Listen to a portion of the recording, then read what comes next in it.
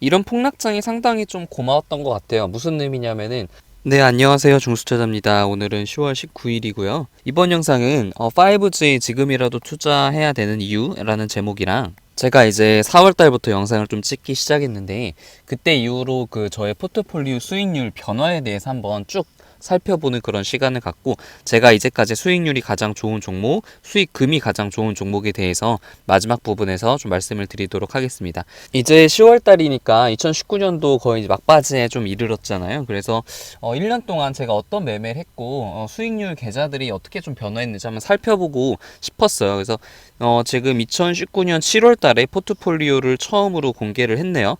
그때 이제 블로그에 그때는 글을 썼는데 중수 투자자 뭐 주식 투자 생존기라면서 당시 제가 포트폴리오를 공개했던 이유는 그래서 저도 이제 유튜브 채널들을 많이 구독을 하는데 너무 홍보만 하는 채널들이 굉장히 많았어요. 그리고 너무 자극적인 그런 내용도 많았고요. 그래서 제대로 정말 가치 투자, 성장주 투자를 하는 사람들이 없는 것 같고 소위 이제 흔히 말해서 입투자라고 하죠. 그리고 제가 종목들을 분석을 하고 포트폴리오랑 계좌들을 정리를 하는데 이것을 저 혼자만 보기에는 좀 아까웠고 한번 좀 공유를 하면은 재밌을 것 같다는 그런 생각이 좀 들었어요.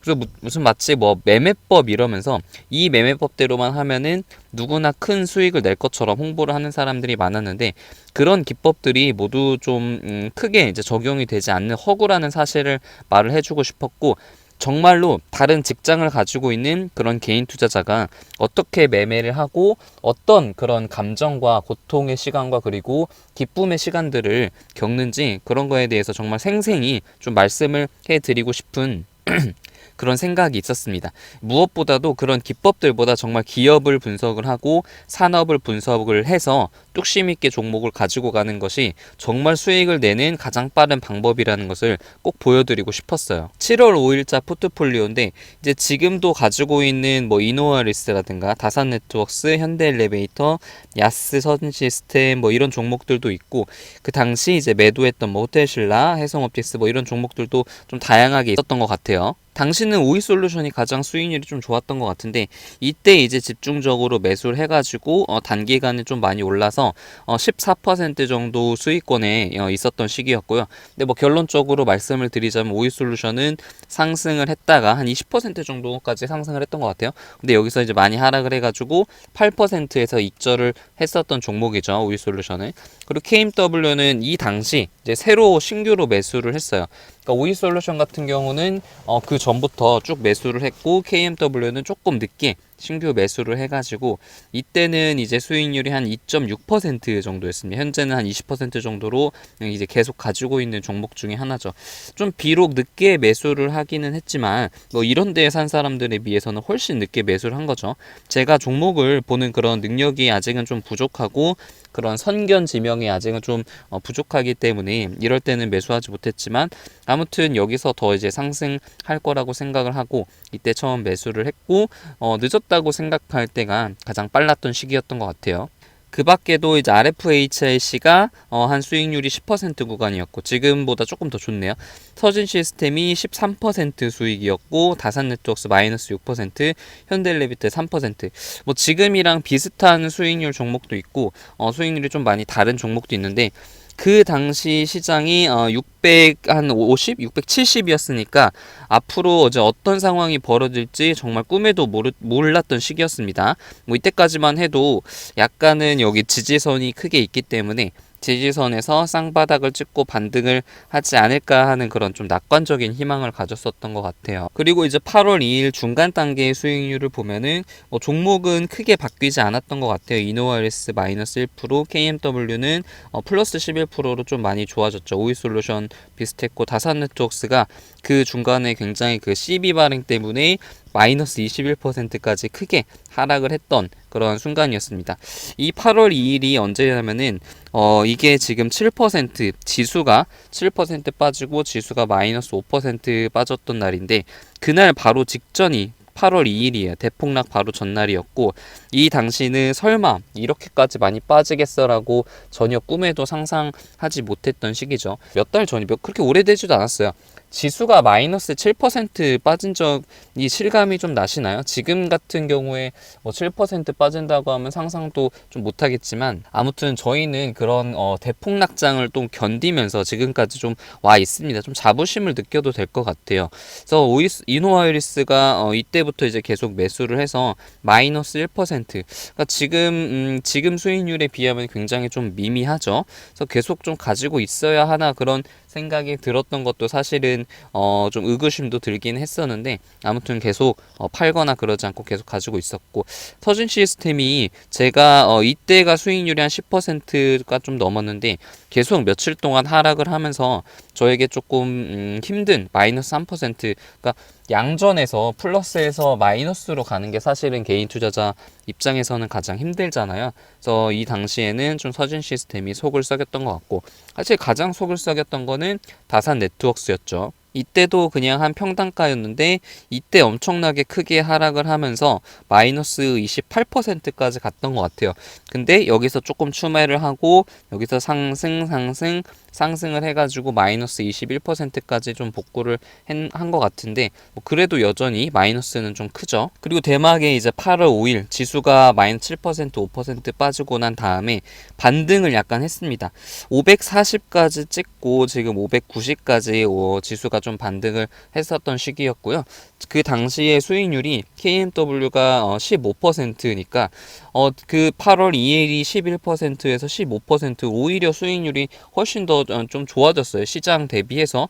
그러니까 그 다산 네트워크스도 마이너스 21에서 마이너스 23이니까 상당히 좀 잘 버텼던 그런 다산 네트워크스였고, 이노와이리스가 이때부터 굉장히 좀 강한 모습을 좀 보여줬는데, 이 그 8월 폭락장에서 잘 버티고 연속 3일 오르면서 그 수익률이 마이너스 1%에서 플러스 15%로 좀 크게 올랐어요.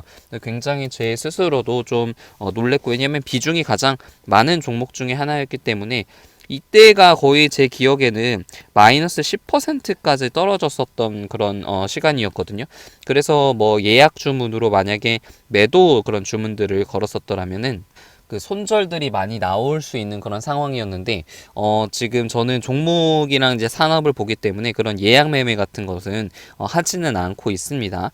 서진 시스템이 근데 그 당시 굉장히 좀 안 좋았죠. 계속 안 좋았어요. 이 구간이었는데 이노헬스는 좀 빠르게 반등한 반면에 서진 시스템은 많이 빠졌다가 크게 반등을 하지 못한 모습입니다. 그러니까 KMW나 이노헬스에 비해서 상대적으로 좀 약해서 좀 못난 자식 약간 그런 느낌이었는데, 뭐 지금 와서 보면은 사실 이노헬스랑 수익률이 거의 비슷하니까 이것이 좋은 그런 기쁨을 주는 그런 자식으로 좀 변했죠.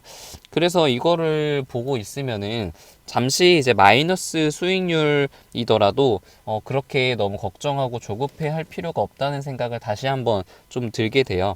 여러분들도 계좌 중에 마이너스가 큰 종목도 있고 플러스가 있는 종목도 있는데, 사실 종목이 오르는 것은 정말 며칠 만에, 한 일주일 만에 20%, 30% 오르고 막 그러거든요. 마이너스인 것은 큰 의미가 없고, 앞으로 어떻게 그 종목이 얼마나 오를지에 대해서 상상을 하시는 것이 오히려 마음이 더 편할 것 같습니다. RFHIC도 한 마이너스 2% 구간으로 그렇게 좀 반등이 좀 크지 못했죠. 떨어질 때 굉장히 많이 떨어졌고, 그 당시 제가 강한 놈이 강하다라는 제목으로 좀 영상을 찍었고, 이런 종목들은 제가 좀 추가로 매수를 하거나 계속 보유한 종목이고, 이런 종목들은 이제 약한 종목들이어서 매도를 하거나 손절을 한 종목이어서, 저 같은 경우는 이런 폭락장이 상당히 좀 고마웠던 것 같아요. 무슨 의미냐면은 이렇게 많이 하락함을 통해서 제가 이제 손절할 종목, 그리고 비중을 더 늘릴 종목들이 확실히 구분이 된 것 같아요. 워렌 버핏의 그런 얘기도 있잖아요. 밀물 때는